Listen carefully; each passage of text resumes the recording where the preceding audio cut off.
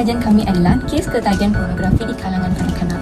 Menurut kajian Malaysia Against Pornography, lebih daripada 70% kanak-kanak sengaja melihat pornografi dan kian meningkat terutamanya semasa pandemik COVID-19.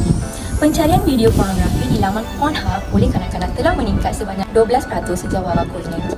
Tambahan pula, Malaysia menduduki tempat keempat dalam kategori negara yang paling melayari lawan sesama Pornhub. Faktor ketagihan pornografi yang pertama adalah faktor teknologi. Telefon pintar telah menjadi alat komunikasi utama yang digunakan oleh kanak-kanak untuk mengakses pornografi.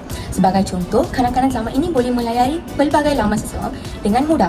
Namun, kekurangan pengawasan ibu bapa boleh menyebabkan mereka bebas mengakses pornografi. Tambahan pula, penggunaan teknologi seperti telefon bimbit memudahkan individu berumur 18 tahun ke bawah untuk menyimpan video dan imej lucah yang dimuat naik dari laman web lucah pada gadget mereka. Ia membolehkan mereka menontonnya pada bila-bila masa mereka mahu. Yang kedua ialah faktor internet di mana kanak-kanak mudah mendapatkan gambar dan rakaman video lucah melalui internet. Hal ini disebabkan kanak-kanak tidak perlu mendaftar ataupun mengeluarkan wang untuk melayari laman pornografi dan untuk menontonnya. Tambah lagi, kewujudan media sosial ini juga memudahkan bagi kanak-kanak untuk melayari internet disebabkan media sosial yang tiada pengawalan yang kukuh untuk menapis setiap peringkat umur yang melayarinya. Maka, dengan adanya internet yang tanpa batas ini telah memudahkan mereka untuk melayari pornografi tanpa pengetahuan ibu bapa. Faktor yang seterusnya ialah kurang perhatian dari didikan agama. Ibu bapa perlu menjadi model kepada kanak-kanak untuk membentuk kanak-kanak yang baik pada masa hadapan. Ibu bapa perlu menerapkan didikan kepada kanak-kanak termasuklah didikan dalam soal keagamaan. Walau bagaimanapun, dalam soal keagamaan, ibu bapa tidak begitu menitik beratkannya kepada anak-anak. Maka anak-anak akan mudah terjerumus kepada perkara yang baik disebabkan masih cetek fikirannya tentang perkara buruk dan baik, perkara yang boleh dilakukan dan tidak boleh dilakukan kerana tiadanya bimbingan yang sepenuhnya oleh ibu bapa tentang perkara-perkara dalam kehidupan. Faktor yang terakhir bagi ketagihan pornografi ialah faktor rakan sebaya. Kanak-kanak mudah melayari pornografi disebabkan ajakan dan perkongsian rakaman dan gambar berunsur lucah oleh rakan-rakan mereka. Berdasarkan contoh, kanak-kanak berkunjung di pusat kafe cyber bersama rakan-rakannya tanpa pengawasan pihak kafe ataupun orang dewasa, kanak-kanak akan mudah untuk melayari pornografi. Apabila mereka sudah terbiasa dengan pornografi, mereka akan menjadikannya sebagai satu topik untuk mereka berkumpul dan kanak-kanak juga akan menggalakkan kawan-kawan mereka untuk menonton bersama-sama mereka. Kesan ketagihan pornografi kepada kanak-kanak ia akan membentuk sikap, nilai dan perilaku yang negatif. Kanak-kanak yang berusia 18 tahun yang ke bawah, mereka terbiasa dan ketagih untuk melihat pornografi akan menyebabkan mereka berkembang dan membesar menjadi individu yang merendahkan maruah wanita serta menjadikan seks bebas adalah suatu perkara yang normal. Kanak-kanak juga akan terlibat dengan jenayah seksual seperti merogol serta penyelewengan seksual. Kanak-kanak juga akan merangsang seksual dan tindakan sosial di sekitar mereka.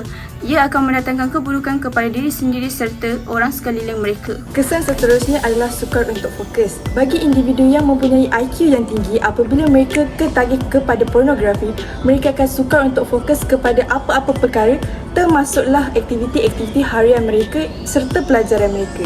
Selain itu, ini akan mendorong mereka untuk meniru kelakuan seksual. Remaja 18 tahun dan ke bawah, mereka masih lagi berada di tahap yang rendah untuk menapis segala informasi dan maklumat tanpa bimbingan yang kukuh daripada ibu bapa atau penjaga. Akhir sekali, ini akan meningkatkan aktiviti kelakuan seks tanpa nikah.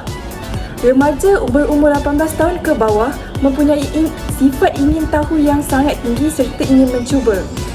Selepas mereka melihat filem ataupun gambar berunsurkan pornografi, ini akan terdorong mereka untuk melakukan aktiviti-aktiviti tersebut.